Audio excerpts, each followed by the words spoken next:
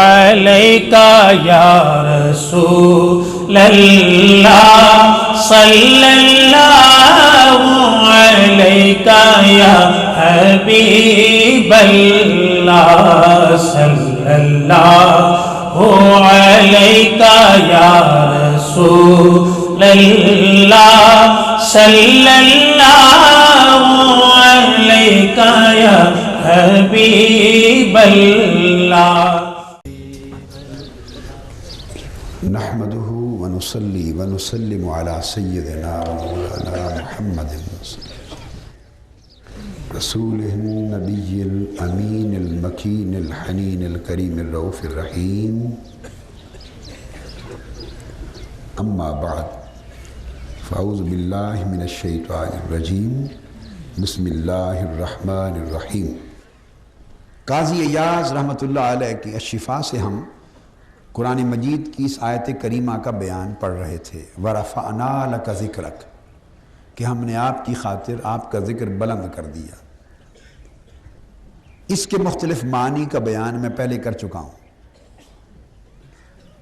اور پچھلی گفتگو ختم اس پر کی میں نے کہ امام ابن عطا کا ایک قول یہ تھا کہ جعلت تمام الایمان بذکر معک کہ میں نے ایمان کے مکمل ہونے کی شرط یہ عائد کر دی ہے کہ میرا ذکر آپ کے ساتھ کیا جائے. اور دوسرا قول امام ابن عطا کا اس آیت کریمہ کی تفسیر میں وہ یہ ہے کہ آپ نے فرمایا اس کا یہ معنی بھی ہے جعلتک ذکرا من ذکری فمن ذکرک ذکرنی. حضرت امام ابن عطا روایت کرتے ہیں جس کو قاضی ایاز رحمۃ اللہ علیہ نے بیان کیا کہ اس کا معنی یہ ہے کہ اے میرے حبیب صلی اللہ علیہ وسلم آپ کا ذکر یوں بلند کیا ہے کہ جعلتک ذکرا من ذکری کہ میں نے آپ کا ذکر اب صرف آپ کا ذکر نہیں رہنے دیا. آپ کے ذکر کو صرف آپ کا ذکر نہیں رہنے دیا بلکہ آپ کے ذکر کو میں نے اپنا ذکر بنا دیا ہے. ذکر مصطفیٰ صلی اللہ علیہ وآلہ وسلم ذکر مصطفیٰ تو تھا ہی پر میں نے اب آپ کے ذکر کو یوں بلند کیا ہے کہ اب سے ذکر مصطفیٰ فقط ذکر مصطفیٰ نہیں ہوگا. ذکر مصطفیٰ تو ہوگا ہی مگر ساتھ ذکر خدا بھی ہوگا. تو ذکر مصطفیٰ کو ذکر خدا بنا دیا ہے. ذکر رسول کو ذکر الہی بنا دیا ہے. ذکر محمد صلی اللہ علیہ وسلم کو ذکر اللہ بنا دیا ہے. مصطفیٰ مصطفیٰ رہے خدا خدا رہا.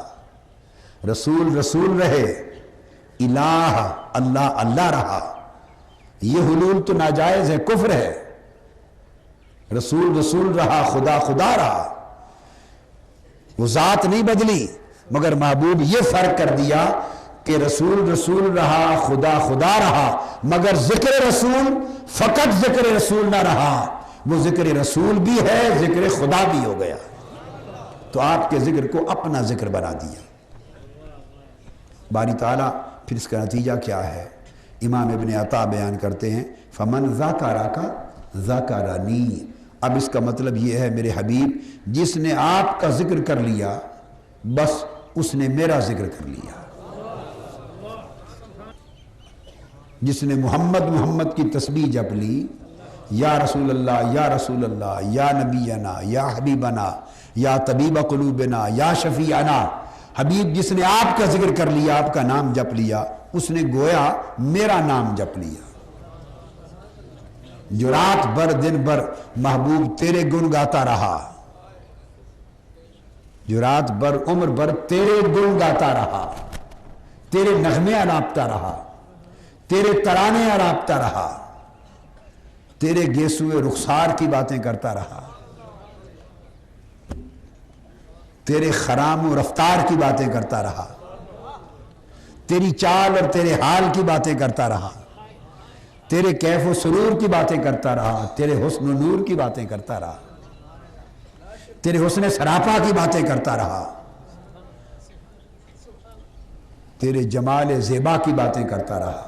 محبوب جو عمر بھر رات بھر تیری یاد میں غرق ہو کے تیری بات کرتا رہا، مجھے اپنی عزت کی قسم، قیامت کے دن جب نامہ اعمال کھلے گا، وہ سارا جو تیرا نام جپتا تھا اس کے نامہ اعمال میں لکھا ہوگا کہ میری تسبیح کرتا رہا، میری تسبیح کرتا رہا۔ وہ اللہ کی تسبیح شامل ہو جائے گی، اللہ کے ذکر میں شامل ہو جائے گی، اور اللہ کا ذکر یہ اللہ کی عبادت ہے۔ تو گویا حضور کی یاد اللہ کی عبادت ہے۔ فمن ذاکرک ذاکرنی، جس نے حبیب آپ کا ذکر کر لیا اس نے میرا ذکر کر لیا۔ یہاں بھی یہ نہیں فرمایا اے جعلتک ذکرا من ذکری، فمن ذاکرنی ذاکرک، یہ نہیں فرمایا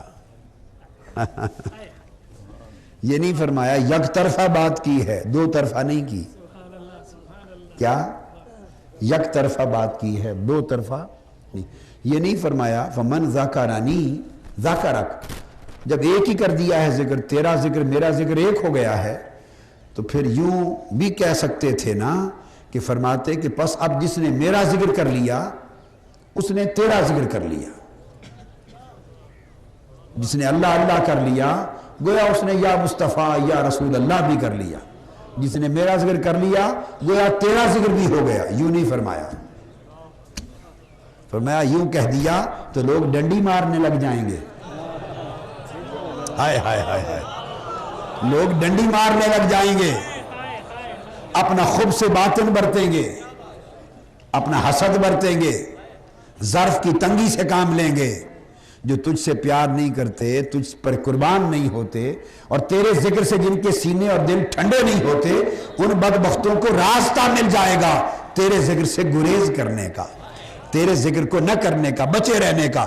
یہ نہیں فرمایا فمن ذاکرنی ذاکرک، جس نے میرا ذکر کر لیا اس نے تیرا کر لیا۔ یہ تو بہانہ بنا کے پھر لوگ کہیں گے ہم تو ساری رات اللہ اللہ کرتے ہیں، بھئی اسی میں حضور کا ذکر بھی ہو گیا،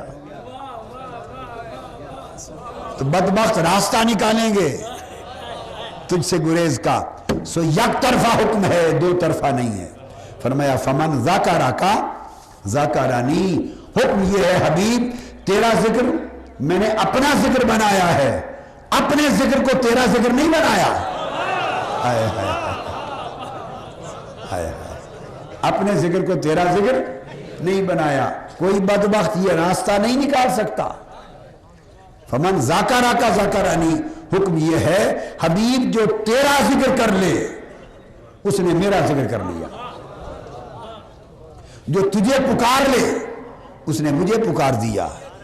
مفتی صاحب، جو تجھے پکار دے اس نے مجھے پکار لیا، جو تجھے یاد کر لے اس نے مجھے یاد کر لیا، جس نے تیرا نام جپ لیا اس نے مجھے میرا نام جپ لیا، جس نے تیری تسبیح کر لی اس نے میری تسبیح کر لی، جس نے تیرا ذکر کر لیا۔ جب تیرا ذکر کر لیا تو اب میں ایک ترجمہ کر رہا ہوں خاص، زبان حال کا ترجمہ، زبان عشق کا ترجمہ۔ ابھی تک علمی ترجمہ تھا، ابھی تک علمی ترجمہ تھا، جس نے محبوب تیرا ذکر کر لیا اس نے میرا ذکر کر لیا، علمی۔ اب عشقی ترجمہ بھی ہے، بس تھوڑا سا ایک لفظ کا فرق ہے۔ تو فمن ذاکرک ذاکرنی، محبوب جس نے تیرا ذکر کر دیا بس اسی میں میرا ذکر ہو گیا۔ مجھے آج تک نہیں بھولتا، چکوال میں ایک بہت بڑا جلسہ تھا، ہزار آدمیوں کا ایک سمندر تھا، میں خطاب کر رہا تھا، بہت سالوں کی بات ہے، میلاد پاک کا جلسہ تھا، کانفرنس تھی، ساری رات حضور کی شان اقدس میں بیان ہوا۔ تو جب اجتماع ختم ہوا اور دعا کے لیے، تو ایک جوان تھا اور اچھا باشرہ جوان، متشرہ تھا، داڑھی والا، امامہ تھا، دوڑ کے میرے پاس آیا اور کسی طریقے سے گھس کے سٹیج پہ چڑھ گیا اور مجھے کہتا ہے رو کر، کہتا ہے ساری رات آپ نے حضور کا ذکر کیا، اللہ کا تو ذکر ہی کوئی نہیں کیا، ساری رات آپ نے حضور کا ذکر کیا، اللہ کا ذکر ہی نہیں کیا۔ میں نے کہا بیٹے جس نے تمہارا حال یہ کیا ہے مجھے اس پہ رونا آ رہا ہے۔ اس کو پھر میں نے یہ سمجھایا کہ حضور کا ذکر کرنا یہی تو اللہ کا ذکر کرنا ہے، اور فرق یہ ہے کہ تنہا اللہ کا ذکر کرو تو ایک اجر، تنہا اللہ کا ذکر کرو تو اجر کیا ہے؟ ذکر اللہ کا، اللہ کے ذکر کا اجر، اور ذکر مصطفیٰ کرو تو 2 اجر، ایک ذکر رسول کا، ایک ذکر الہی کا، کیونکہ حضور کا ذکر اللہ کا ذکر ہو گیا۔ تو فرمایا حبیب جس نے آپ کا ذکر کر لیا، ذکرنی، بس میرا ذکر ہو گیا ہو گیا ہو گیا۔ بھائی مت کرے دو، میرے محبوب کا ذکر کر لیا نا، اس میں میرا ذکر ہو گیا، یہ معنی ہے۔ اور اس میں اشارہ ہے حقیقت محمدیہ کی طرف، اشارہ ہے حقیقت محمدیہ کی طرف۔ یہاں ذکر رسول کو عین ذکر اللہ قرار دے دیا گیا ہے، حضور کی حقیقت کی طرف اشارہ ہے، اللہ رب العزت نے کر دیا۔ پھر اس پر آگے ذرا اہل بیت اطہار کی طرف چلتے ہیں۔ تو حضور علیہ السلام کے ذکر میں 2 اجر ہو گئے، حضور کا ذکر اور اللہ کا ذکر۔ اس لیے یہ بات ذہن میں رکھیں، آگے چلتے ہیں۔ سیدنا امام جعفر الصادق رضی اللہ تعالی عنہ، انہوں نے بھی اس آیت کی پھر تفسیر کی ہے۔ اب اس تفسیر پہ آتے ہیں۔ اب گھر کی بات گھر والوں سے سنتے ہیں، آقا علیہ السلام کی شان کی بات آقا کے صاحبزادے سے سنتے ہیں، لخت جگر سیدنا امام جعفر صادق رضی اللہ تعالی عنہ علیہ السلام، ان سے پوچھتے ہیں۔ وہ فرماتے ہیں وقال جعفر ابن محمد ابن صادق، قاضی یاس فرماتے ہیں جعفر صادق بن محمد الباقر بن امام زین العابدین، وہ روایت کرتے ہیں ورفعنا علی ذکرک کا معنی یہ ہے، فرماتے ہیں اے لا یذکرک احد بالرسالہ الا ذکرنی بالربوبیہ۔ اب یہ بھی توجہ طلب بات ہے، بڑی اونچی بات کی آپ نے، بڑی اونچی، اور فرمایا لا یذکرک احد بالرسالہ، مضارع کے صیغے میں، الا ذکرنی بالربوبیہ، صیغہ ماضی کے ساتھ۔ فرمایا جو شخص بھی میرے حبیب، کوئی شخص بھی آپ کا ذکر آپ کی رسالت کے ساتھ کرتا ہے، آپ کی شان رسالت کا ذکر کرتا ہے، کوئی بھی شخص اگر آپ کی شان، یہ امام جعفر صادق کی تفسیر ہے اس آیت کریمہ پر، اگر کوئی شخص آپ کی رسالت، شان رسالت کا ذکر کرتا ہے تو کیا ہے؟ الا ذکرنی بالربوبیہ، ذکر تو آپ کی شان رسالت کا کر رہا ہے، مگر امام جعفر صادق فرماتے ہیں کہ اللہ نے فرمایا اس خوش نصیب نے میری ربوبیت کا ذکر کر دیا ہے۔ گویا جس شخص نے آپ کی رسالت کا ذکر کیا ہے اس نے میری ربوبیت کا ذکر کر دیا ہے۔ اب یہ جو بڑی خاص لطیف معرفت کی بات کہی، اس کی تائید قرآن مجید سے ہوتی ہے۔ اللہ پاک نے قرآن مجید میں فرمایا وَمَا قَدَرُ اللَّهَ حَقَّ قَدْرِهِ اِذْ قَالُوا مَا نَزَلَ اللَّهُ عَلَى بَشَرٍ مِّن شَيْءٍ۔ اللہ پاک نے فرمایا جب لوگوں نے رسول کی رسالت کا انکار کر دیا اور یہ کہا اللہ نے چاہتے ہو میری ربوبیت کو دیکھنا؟ لوگوں نے کہا جی ہاں، اس نے کہا الحمدللہ رب العالمین، میں رب ہوں، ساری کائناتوں کا رب ہوں، میری ربوبیت عام ہے سب کائناتوں کو، ہر کوئی میری ربوبیت کے فیض سے پل رہا ہے۔ باری تعالیٰ اپنی ربوبیت دکھا تو صحیح، تیری ربوبیت کی شان کیا ہے؟ فرمایا میری ربوبیت کو دیکھنا ہے، رسالت محمدی کو دیکھنا۔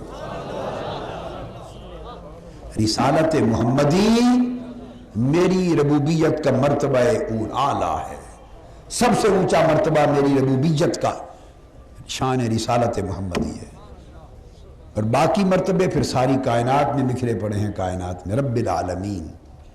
تو دیکھا حضور کی شان کو، رسالت کو اللہ نے اپنی قدر شناسی بنا دیا۔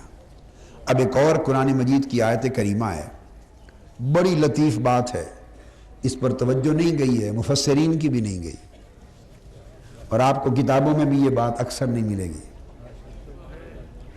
وہ کیا؟ سورہ انعام کی آیت نمبر 33 ہے، اللہ پاک نے فرمایا قد نعلم انہ لیحزنک الذی یقولون۔ اے میرے حبیب صلی اللہ علیہ وسلم، یہ آگے چل کے قاضی ایاز رحمۃ اللہ علیہ نے کسی اگلے فصل میں اس آیت کو بیان کیا ہے شفا شریف میں۔ فرمایا محبوب بے شک ہم جانتے ہیں، جان گئے کہ یہ ظالم بدبخت لوگ، آپ کے دشمن، گستاخ، کفار و منکرین، مشرکین، آپ کی شان میں جو کچھ کہتے ہیں اور آپ کے خلاف جو ہرزہ سرائی کرتے ہیں، زبان درازی کرتے ہیں، محبوب مجھے معلوم ہے اس سے آپ کے دل کو دکھ ہوتا ہے، یہ باتیں آپ کے لیے غم کا باعث، دکھ کا باعث، رنج اور ملال کا باعث بنتی ہیں۔ فرمایا قد نعلم، محبوب ہم جانتے ہیں کہ ان کی باتیں آپ کو دکھ دیتی ہیں۔ یہاں تک فرما کے اگلا حصہ غور کریں، بڑا غور طلب ہے۔ آگے فرمایا فَإِنَّهُمْ لَا يُكَذِّبُونَكَ، میرے حبیب اب 3 جز ہیں اس آیت کے، 3 جز بنا رہا ہوں میں ٹکڑے کر کے، سمجھا رہا ہوں تقطیع کر کے۔ فرمایا میرے محبوب ہم جان گئے، ہمیں علم ہے ان کی باتیں آپ کو دکھ دیتی ہیں، آپ کا انکار کرتے ہیں، آپ کی نبوت و رسالت کا انکار کرتے ہیں، آپ کو جھٹلاتے ہیں، تکذیب کرتے ہیں، اس سے آپ کو دکھ ہوتا ہے، یہ مجھے علم ہے میرے حبیب۔ تو تسلی دے دی نا اتنی بات سے۔ اب آگے فرمایا فَإِنَّهُمْ لَا يُكَذِّبُونَكَ، پر میرے حبیب ایک بات کہوں، آئے ہائے میرے محبوب ایک بات کہوں، جی مولا فرمایا میرے حبیب فَإِنَّهُمْ، قسم کھائیے، یقیناً، بالتاکید، فرمایا ایک بات پورے یقین سے کہہ رہا ہوں میرے حبیب، یہ آپ کو تو نہیں جھٹلاتے،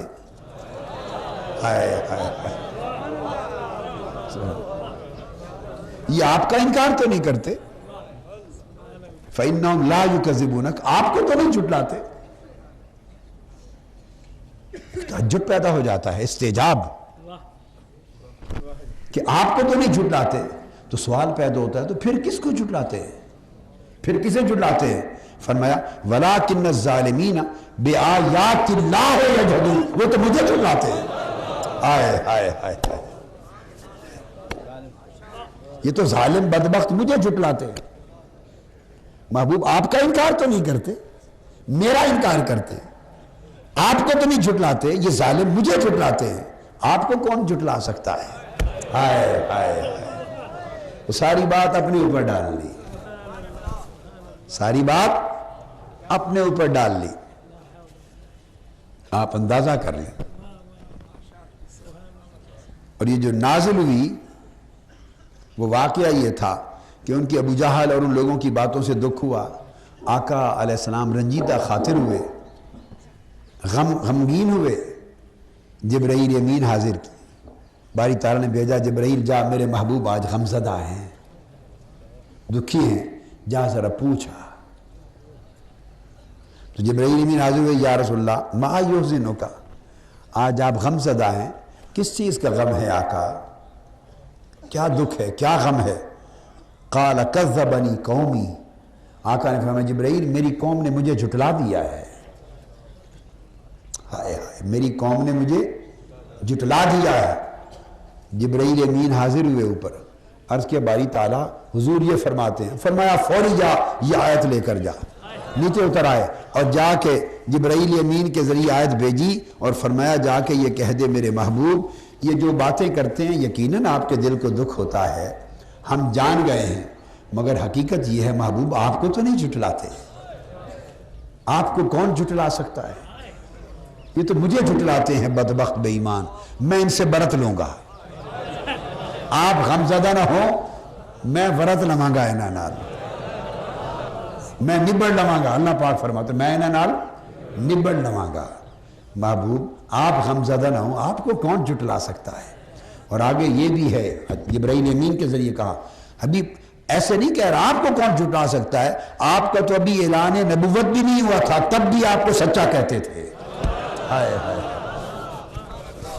آپ کے تو اعلان نبوت سے بھی پہلے صادق و امین کہتے تھے، آپ کو تو اول دن سے سچا کہتے ہیں، آپ کو کون جھٹلا سکتا ہے؟ یہ بے ایمان مجھے جھٹلاتے ہیں، میں جانوں اور ان کا کام جانے، میں سیدھا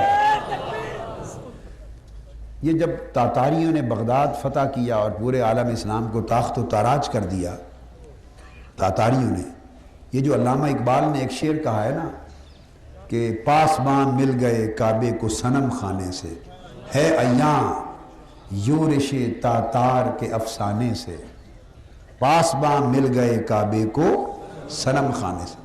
تو منگولیا جو حملہ ہوا تھا اور تاتاری تھے اور چنگیز خان، ہلاکو خان، جنہوں نے تاخت و تاراج اور برباد کیا بغداد کی خلافت کو اور عالم اسلام کو، انہی کی آگے دوسری تیسری چوتھی نسل انہی میں سے مسلمان ہو کے بغداد کے محافظ بن گئے اور نئی خلافت عثمانیہ اسلامیہ عثمانیہ کے بانی بنے۔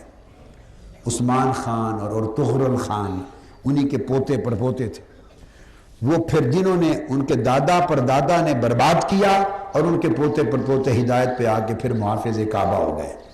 اس واقعے کی طرف علامہ اقبال نے اشارہ کیا ہے۔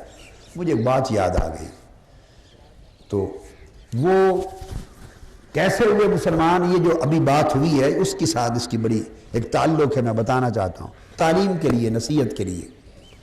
تو وہی کافر لوگ، قبیلے تھے، جنگیں تھیں، چھوٹے چھوٹے قبیلے، ان کے سلطان، کمانڈر، بادشاہ، چیف تھے، ٹرائبز کے ہیڈز تھے، ٹرائبل ہیڈز، وہ اس صورت میں تھے۔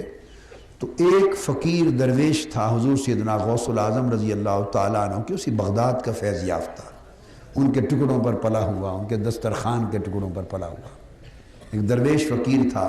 وہ جنگل میں اللہ اللہ کرتا پھرتا تھا۔ تو وہ جو بادشاہ تھا عثمان خان ارطغرل خان، اس بادشاہ کے جو لشکر تھے اس کا ایک کمانڈر ان چیف تھا، اس ہیڈ، ٹرائبل ہیڈ بھی تھا، ایک ٹرائب کا ہیڈ بھی تھا، کمانڈر ان چیف تھا۔ وہ اپنے شکاری کتوں کو لے کر جنگل میں شکار کر رہا تھا۔ اچانک نظر پڑی کہ ایک مسلمان فقیر آ رہا ہے۔ ان کے ہاں تو مسلمان ہی تھا، بس فقیر ہے، اللہ والا ہے، کیا خبر، فقیر ہے، مسلمان آ رہا ہے۔ اس کے دل میں شیطان اور نفس اس نے اکسایا، اس نے کہا اس کی بے عزتی کروں، اس کو ماروں پیٹوں، چونکہ دشمن تھے، تاتار لوگ تھے، اسلام دشمن تھے، مسلمان دشمن تھے۔ 22 لاکھ مسلمان سرزمین بغداد میں انہوں نے قتل کر کے شہید کر دیے تھے، اور دریائے دجلہ کا پانی 3 دن خون سے سرخ ہو کے بہتا رہا تھا پانی۔ یہ تاریخ کا واقعہ ہے۔ تو دشمن تھے، اس کے دل میں آیا کہ میں اس کو بلا کے بے عزت کروں اور کوئی سبیل نکالوں اسے مارنے پیٹنے کی۔ ان کے قریب چلے گئے، بلایا، فقیر کے پاس چلے گئے، اللہ والا تھا، اہل اللہ تھا۔ اس سے کہا کہ کوئی ایسی بات اس نے سوچی کہوں جس سے یہ غصے میں آئے، اور غصے میں آ کے سخت تلخ لفظ بولے مجھے، اس بہانے پر میں اس کو پکڑ لوں کہ میری گستاخی کی ہے، اونچا بولے ہو۔ تو اس نے اس کو بلا کے کہا یہ بتاؤ، اس اہل اللہ کو، اللہ والے کو، فقیر کو، تمہاری داڑھی اچھی ہے یا میرے کتے کی دم اچھی ہے؟ اس کو پتا تھا کہ یہ داڑھی سنت رسول ہے مسلمانوں کے، تمہاری داڑھی اچھی ہے یا میرے کتے کی دم؟ اب اس کا خیال تھا اس پر یہ بھڑک اٹھے گا، جلال میں آ جائے گا آقا علیہ السلام کی، اپنے پیغمبر کی سنت کی توہین سن کر۔ تو پھر اب یہ فرق ہوتا ہے مولوی اور فقیر میں۔ تو اس نے کہا کہ مولوی آدمی ہے، بھڑک اٹھے گا، غصے میں آئے گا اور لڑائی ہوگی اور میں اس کو اس بہانے سے ماروں گا، لیکن اسے پتہ نہیں تھا کہ نہیں، اس میں اسلام میں نیرے مولوی نہیں ہوتے، فقیر بھی ہوتے ہیں۔ ہائے ہائے ہائے۔ تو جب اس نے کہا تیری دم اچھی ہے، تیری داڑھی ہے میرے کتے کی دم، اس کے آنسو آ گئے اور ٹھنڈی سانس لی، آہ بھری، اس نے کہا ہاں اگر تو مالک نے قبول کر لیا، مالک نے قبول کر لیا تو بھائی پھر میری داڑھی اچھی ہے، اور اگر رد ہو گیا اس بارگاہ سے، قبول نہ ہوا تو پھر تیرے کتے کی دم ہی اچھی ہے، پھر داڑھی کا کیا ہے؟ قبول ہو جائے تو داڑھی اچھی ہے، قبول نہ ہو سکا تو تیرے کتے کی دم اچھی ہے۔ آپ سمجھے ہیں نا بات؟ تو قبولیت پہ غور توجہ کیا کریں، قبولیت پہ دھیان دیا کریں۔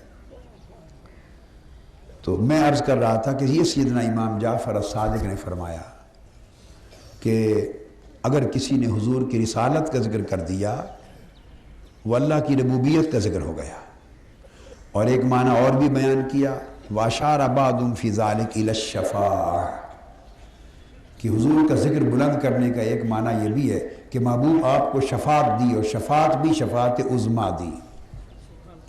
وہ شفاعت دی جب ہر کسی کے ذکر بند ہو جائیں گے، ہر کسی کے ذکر بند ہو جائیں گے، ہر ایک کے طوطی بند ہو جائیں گے، ہر ایک کے نکارے بند ہو جائیں گے، ہر ایک کے ذکر بند ہو جائیں گے محبوب، اور پھر کوئی نہ رہے گا، کسی کے ذکر کی آواز سنائی نہ دے گی۔ اس وقت محبوب قیامت کے دن صرف آپ کے ذکر کا ڈنکا بچے گا، فقط دو آوازیں ہوں گی۔ اللہ کہے گا لمن الملک اليوم، آج کس کا دن ہے؟ پھر جواب دے گا خود للہ الواحد القہار، آج تنہا ایک واحد قہار کا دن ہے۔ فرمایا ایک میرا دن ہوگا اور ایک وہ تیرا دن ہوگا۔ اور آقا علیہ السلام کا دن شفاعت کا کیا؟ فرمایا عسیٰ ان یبعثک ربک مقاما محمودا، فرمایا محبوب یقین سے بتاتا ہوں، کیا؟ بالیقین آپ کا رب آپ کو قیامت کے دن مقام محمود پر فائز فرمائے گا، مقام محمود پر فائز فرمائے گا۔ صحابہ کرام نے پوچھا یا رسول اللہ وہ مقام محمود کیا ہے؟ فرمایا وہ شفاعت عظمیٰ کا مقام ہے۔ آقا شفاعت عظمیٰ کا وہ مقام جسے مقام محمود قرار دیا گیا وہ ہوگا کہاں؟ آقا علیہ السلام نے فرمایا درجنوں روایات اور حدیث ہیں، آقا علیہ السلام نے فرمایا وہ میرا مقام محمود ایک کرسی ہے جو اللہ تعالیٰ جب عرش پر اپنی کرسی رکھے گا، واسع کرسیہ السماوات والارض، عرش معلیٰ پر جب اللہ روز محشر اپنی عدالت اور اپنا دربار بپا کرتے ہوئے اپنی کرسی پر جلوہ افروز ہوگا تو عرش کی اللہ کی کرسی کی دائیں جانب میری کرسی لگائی جائے گی۔ تو روز محشر دربار قیامت میں اللہ سلطان قیامت بن کر، شہنشاہ قیامت بن کر، بادشاہ روز محشر بن کر، صدر مجلس بن کر صدارت کی کرسی پر بیٹھے گا، اور عرش کی دائیں جانب میری کرسی مہمان خصوصی کی لگائی جائے گی۔ تو صدر مجلس محشر خدا ہوگا اور مہمان خصوصی یہ محشر مصطفیٰ ہوگا۔ آقا علیہ السلام نے فرمایا وہ شفاعت عظمیٰ، شفاعت کبریٰ کے لیے مقام محمود کی کرسی میری اللہ کے دائیں جانب لگائی جائے گی۔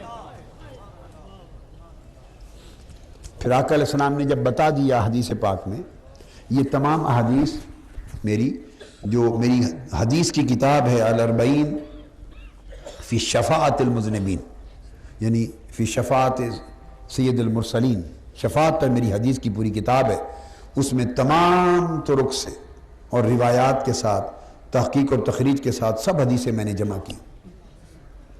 تو آقا علیہ السلام یہ بتا چکے جب کہ میری کرسی رکھی جائے گی عرش کے دائیں جانب، ساتھ ہی فرما دیا صحابہ کو پر میں اس پر بیٹھوں گا نہیں، ہائے ہائے، میں اس پر بولیے بیٹھوں گا نہیں۔ یا رسول اللہ تو کیا ہوگا؟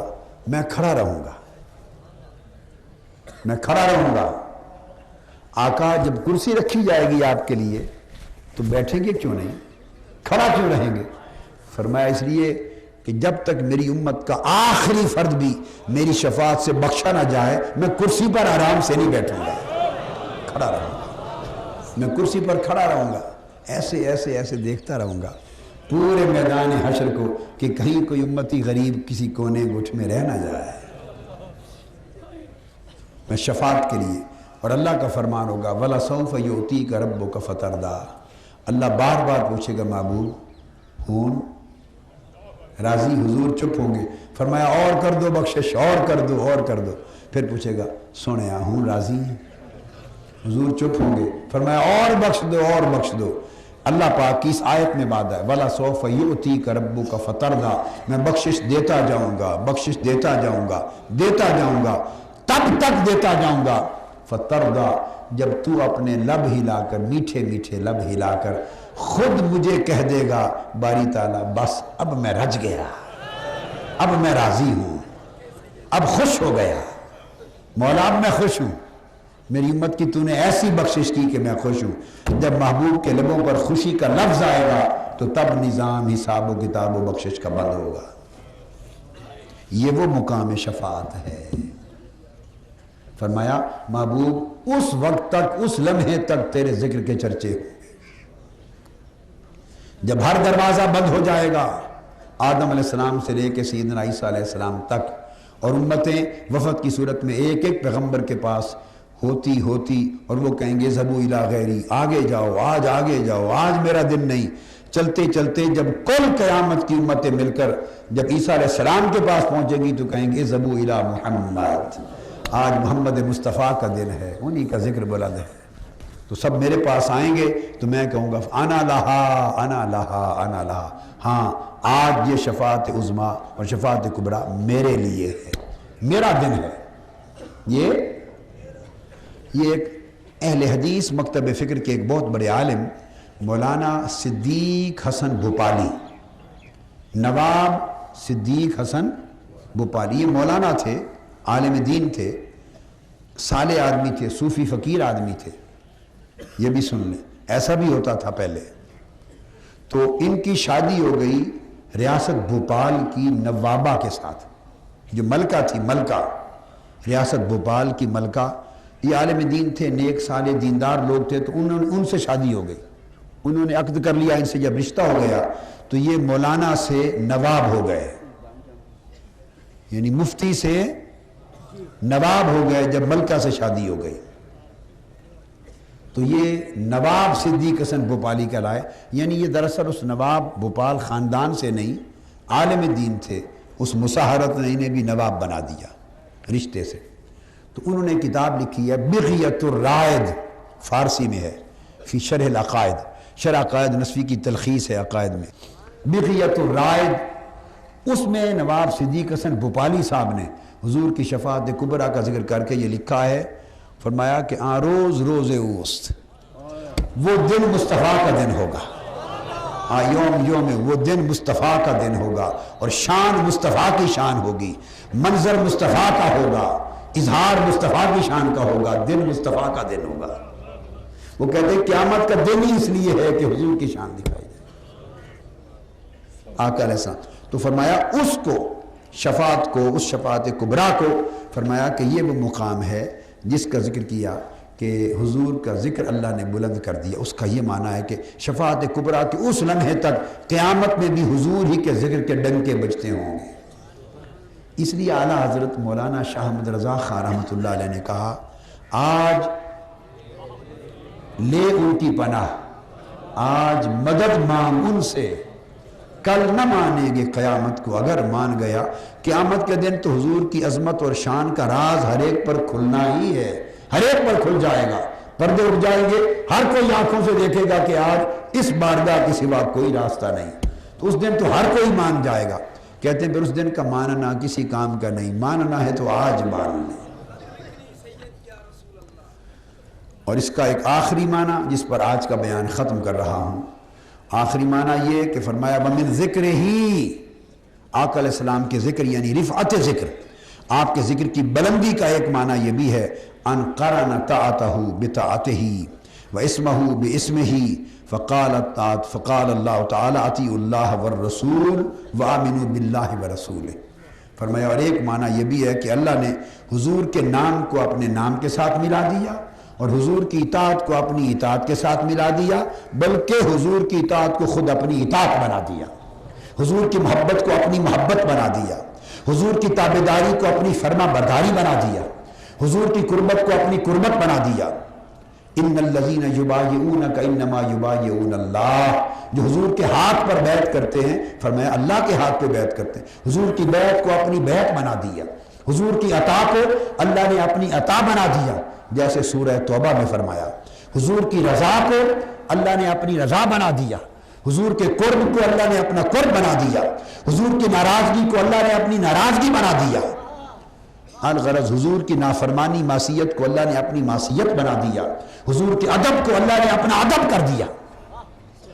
تو فرمایا ایک ذکر کو بلند کرنے کا معنی آقا علیہ السلام کے ذکر کی بلندی کا یہ ہے کہ اللہ نے حضور علیہ السلام کی اطاعت سے لے کے محبت کو اور ادب سے لے کے قربت کو سب کچھ اپنا بنا دیا.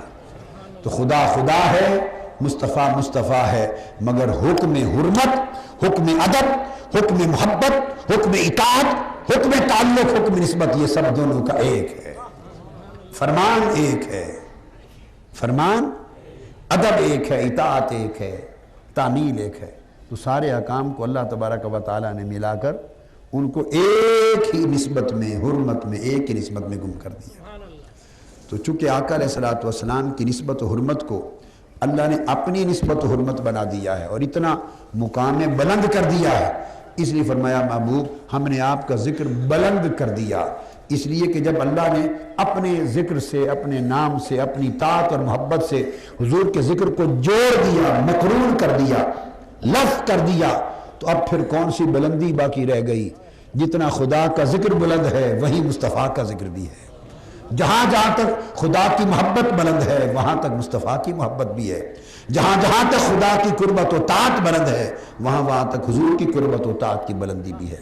تو گویا اللہ تعالیٰ نے مقرون کر کے حضور کے ذکر کو وہ بلندی عطا کر دی کہ جس کے لیے کوئی بلندی اس کے مقابلے میں بلندی نہ رہی. ہر بلندی حضور کی بلندی کے مقابلے میں پستی بن گئی. تو یہ بیان یہاں تک قاضی ایاز رحمۃ اللہ علیہ کی الشفا کا آج ختم ہوا. وما علینا الا البلاغ.